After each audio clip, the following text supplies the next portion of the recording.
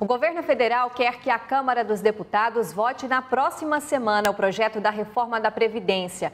Para a maioria dos brasileiros, essa reforma é um tiro no escuro que provavelmente vai ter como vítima o futuro da aposentadoria.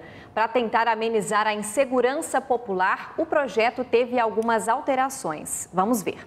O governo cedeu em algumas questões e reduziu o texto a 3 pontos principais.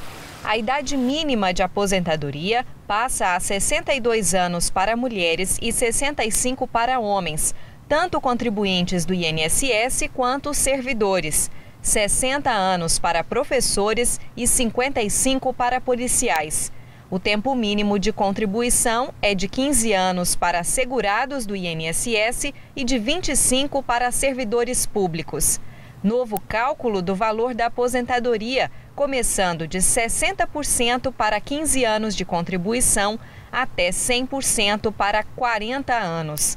A proposta ainda vai passar pelo Congresso e tem que ser aprovada por pelo menos 308 deputados em 2 turnos de votação na Câmara e no Senado. As mudanças prevêem regras mais rígidas para o servidor público, que terá que contribuir 10 anos a mais que o trabalhador da iniciativa privada, mas poupa o benefício de prestação continuada pago a idosos e pessoas com deficiência.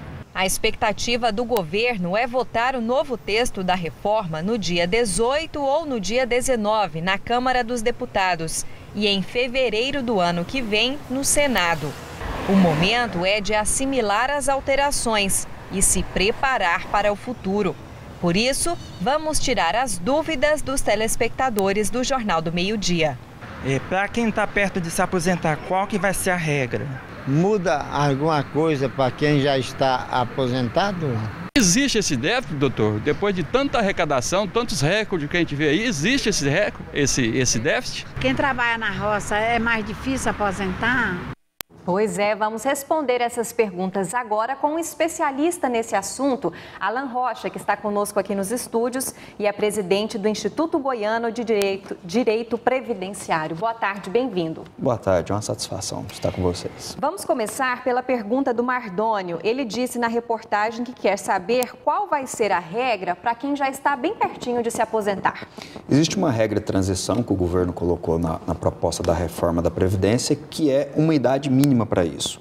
O homem tem que ter no mínimo 55 anos, a mulher 53 e 30% do que ele faltaria para aposentar por tempo de contribuição. A mais.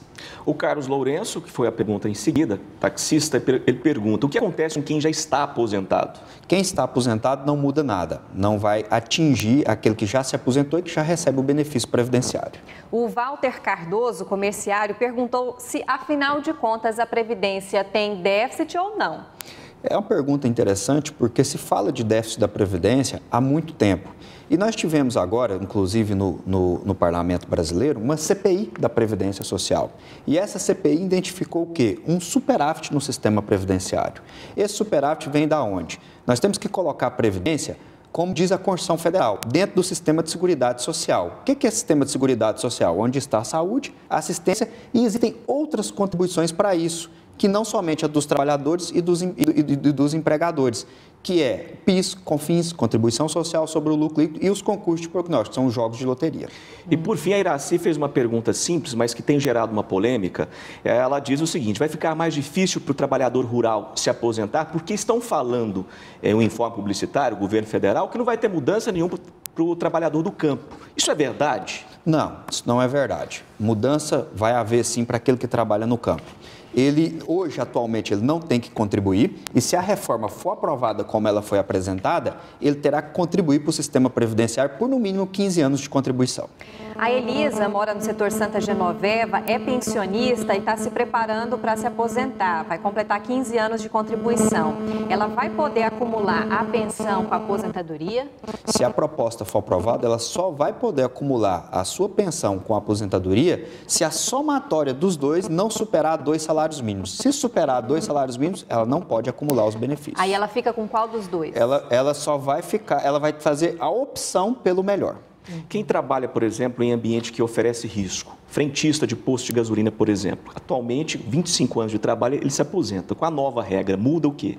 Com a nova regra, esse é um ponto que o governo recuou. Ele na proposta originária que ele apresentou, ele usou uma expressão que deveria comprovar a efetividade do prejuízo da saúde. Isso foi retirado, mas ele implementou o quê? A idade mínima. Vai ter que ter no mínimo 55 anos para ter direito a esse benefício que é a aposentadoria especial. Trabalhador que tem, por exemplo, 48 anos, daqui 2 anos faz 25 que trabalha, vai ter que esperar mais? Vai ter que esperar mais. Mesmo que ele já tenha uns 25 anos de tempo de serviço sobre essa condição especial, sobre essa condição que é prejudicial à sua saúde, ele vai ter que ter uma idade mínima para isso. A Cirli é professora da rede municipal, falta 1 ano para ela se aposentar. Ela quer saber o seguinte, muda automaticamente na prefeitura, mudando no governo federal?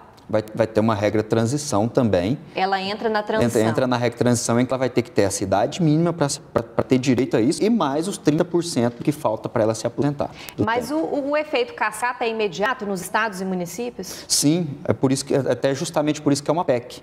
Uma proposta de emenda da Constituição para alterar a Constituição Federal, que é a norma geral, a norma que todos têm que seguir, para que isso passe a valer tanto nos municípios como nos estados que têm seus regimes próprios de previdência social. Fica uma dúvida na cabeça do trabalhador, parece que já está sacramentado, que a reforma já aconteceu, mas isso não aconteceu. Você está virando sócio nosso aqui, que bom para nós, você esteve aqui há 15 dias. O clima no Congresso era quase que unânime a aprovação disso. Agora a coisa está mudando, são 308 votos. Isso. Exatamente. Como é que está isso hoje? Como é que você está sentindo o clima do Congresso hoje para aprovação disso? O governo ele tem dificuldade de aprovar essa reforma da Previdência, primeiro, pelo aspecto que não houve um diálogo com a sociedade, não chamou a sociedade para debater isso.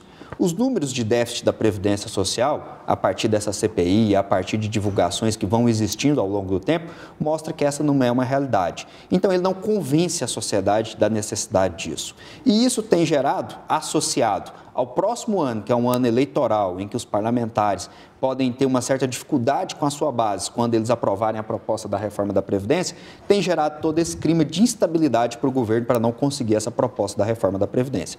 Se isso acontecer, será um grande desgaste para o trabalhador brasileiro, principalmente que, antes de se fazer uma reforma da Previdência, antes de fazer esse diálogo com a sociedade, seria necessário fazer uma reforma da máquina pública para enxugar os diversos privilégios que existem em setores como verbas parlamentares e todas essas coisas que poderíamos debater isso primeiro, para depois debater uma reforma da Previdência. Rapidinho para a gente encerrar, a Ivaneide Santos, setor Solarville, quer saber o seguinte, quem já recebe pensão do marido por morte, pode trabalhar com carteira registrada, não perde a pensão? Pode, tranquilamente. Não tem nenhuma relação disso que possa ser uma cessação dessa pensão por morte dela. Então, pode trabalhar com carteira assinada de forma tranquila que não vai perder esse benefício. E isso não muda com a reforma também? Também não muda com a reforma da Previdência. Ok, nós conversamos com o presidente do Instituto Goiano de Direito Previdenciário, Alan Rocha.